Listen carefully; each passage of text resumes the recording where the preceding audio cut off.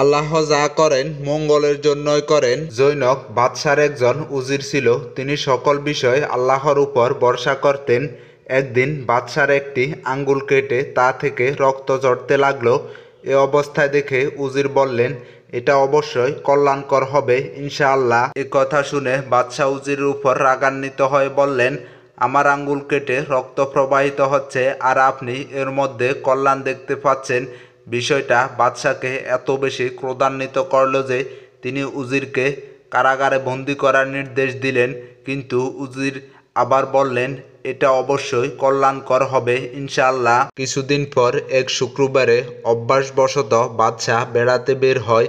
একটি বিশাল জঙ্গলের পাশে বিশ্রাম নিচ্ছিলেন।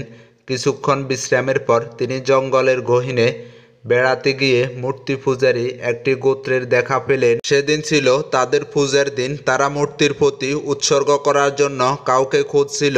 হঠাৎ তারা বাদশাহকে পেয়ে গেল এবং উৎসর্গ করার জন্য তাকে ধরে নিয়ে গেল।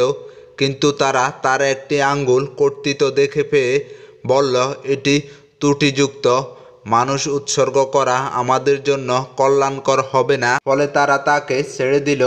ফিরে আসার পথে বাদশাহ উজিরের সেই কথা, এটা অবশ্যই কল্যাণকর হবে ইনশাআল্লাহ, মনে পড়ল।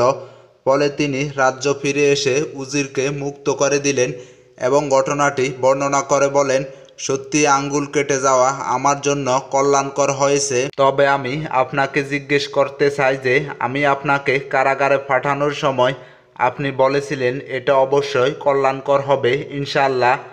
এখানে আপনি কারাগারে গিয়ে কি কল্যাণ লাভ করলেন? উজির বললেন, আপনার উজির হিসেবে সবসময় আমি আপনার সাথে থাকি, আর আমি যদি কারাগারে না যেতাম তবে অবশ্যই আপনার সাথে জঙ্গলে যেতাম। ইতিমধ্যে তারা আমাদেরকে ধরে নিয়ে গিয়ে আমার মধ্যে কোনো খুঁত পেত না। তখন তারা আপনাকে বাদ দিয়ে আমাকে উৎসর্গ করত। এভাবে কারাগারে গমন করা আমার জন্য কল্যাণকর হয়ে উঠল। অনেক সময় আমরা কোনো বিপদ আপদ আসলে ভেঙে পড়ি, নৈরাশ হয়ে যায়। আমাদের এ কথা মনে রাখতে হবে, সকল কিছু আল্লাহর পক্ষ থেকে হয়। আল্লাহর উপর বিশ্বাস রাখতে হবে।